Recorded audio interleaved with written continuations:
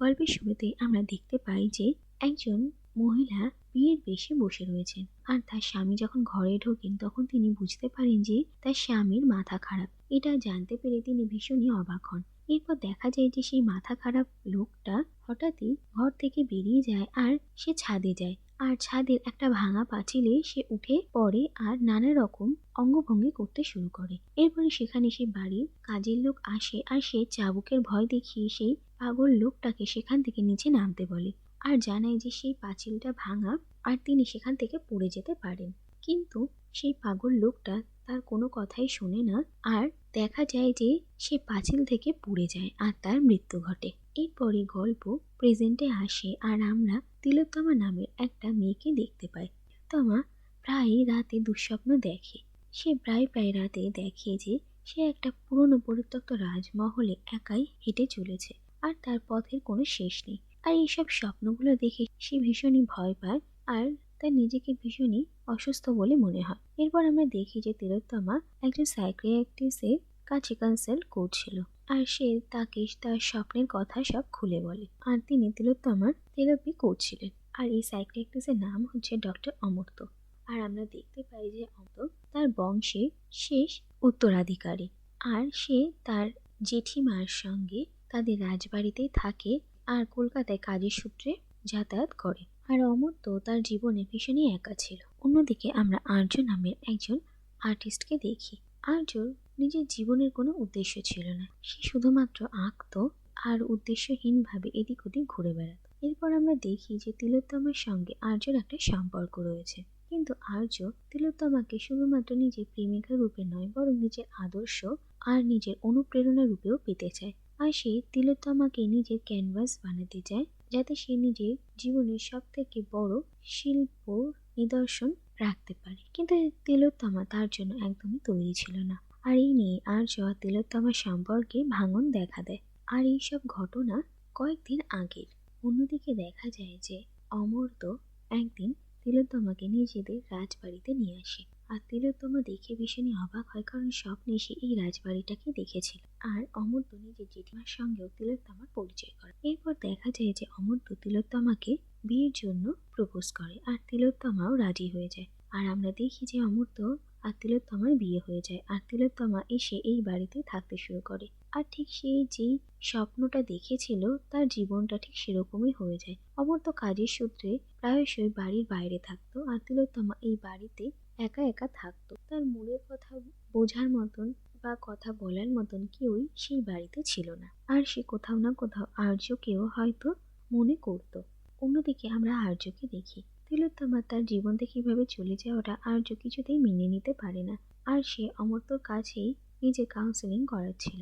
আর এই সূত্রেই আর্য একটা পেইন্টিং অমর্ত্যকে গিফট করে।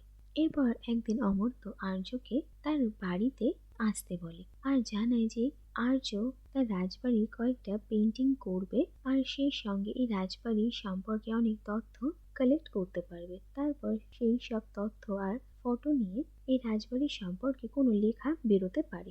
আর আর্য এই শহর থেকে কিছুদিনের জন্য বেরোতে চেয়েছিল আর সে অমর্ত্যর এই কাজটা নিতে রাজি হয়ে যায়। এরপর যেদিন আর্য প্রথম অমর্ত্যদের বাড়িতে আসে সেদিন তিলোত্তমা আর আর্যের দেখা হয়। আর তারা দুজনেই একে অপরকে দেখে ভীষণই অবাক হয়, কারণ তিলোত্তমা জানতো না যে এখানে আর্য আসতে চলেছে আর আর্যও জানতো না যে ডক্টর অমর্ত্যর সঙ্গে তিলোত্তমার বিয়ে হয়েছে।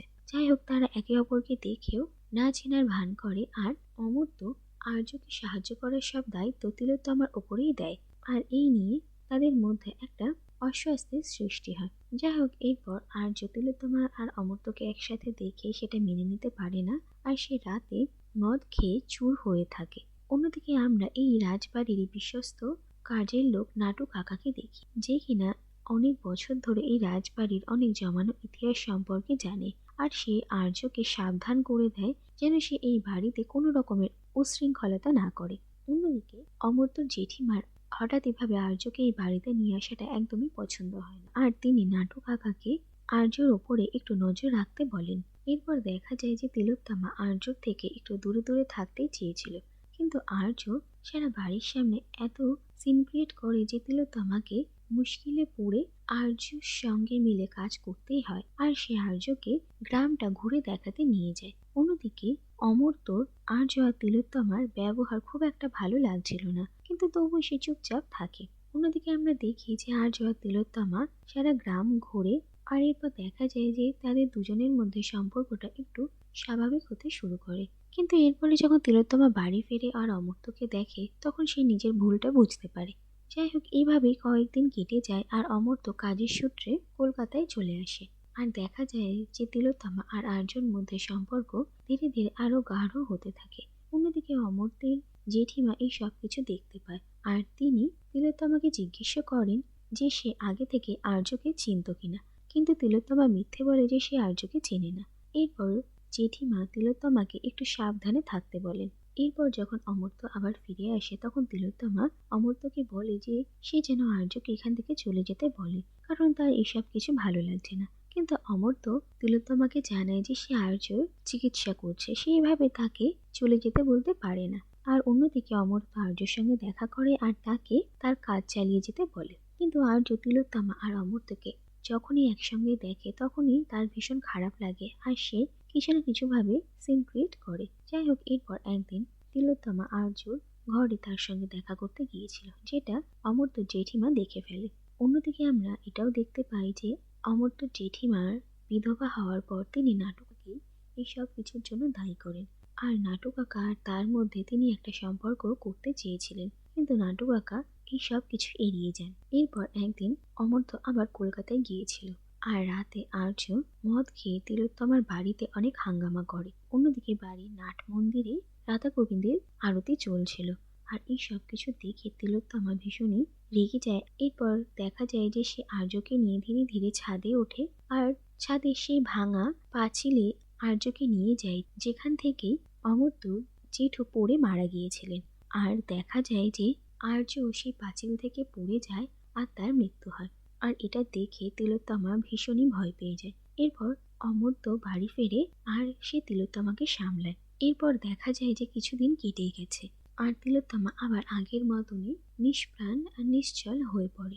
আর আমরা দেখতে পাই যে আর্য অমর্ত্যকে যে পেন্টিংটা দিয়েছিল, অমর্ত্য সেই পেন্টিংটা নাটু কাকাকে দেয় আর সেটা জ্বালিয়ে ফেলতে বলে। আর নাটু কাকা যখন এই পেন্টিংটা জ্বালানোর জন্য নিয়ে যায়, তখন তিনি সেটা খুলে দেখেন, আর দেখা যায় যে এটা তিলোত্তমার পোর্ট্রেট। আর যেটা থেকে আমরা এটা বুঝতে পারি যে আসলে অমর্ত্য প্রথম থেকেই তিলোত্তমা আর আর্য সম্পর্কের ব্যাপারে সবই জানতো। এটা বোঝা যায় যে আসলে অমর্ত্য তিলোত্তমা আর আর্যর মন পরীক্ষা করতে চেয়েছিল, আর তাদের অনুভূতি নিয়ে একটু খেলা করতে চেয়েছিল। আর এর থেকেই বোঝা যায় যে অমর্ত্যর মধ্যেও তাদের সেই জমিদারি রক্ত বয়ে চলেছে, যার কিনা অন্যের অসহায়তা আর অনুভূতি নিয়ে ছিনিমিনি খেলে আত্মতৃপ্তি অনুভব করে। আর অমর্ত্য তার এই একঘেয়ে জীবনে একটু খুশি আনার জন্য এত বড় একটা কাজ করেছে, যার পরিণতি যে এত ভয়ঙ্কর হবে সেটা হয়তো সে নিজেও বুঝতে পারেনি। আর এখানে এই গল্পটা শেষ হয়ে যায়।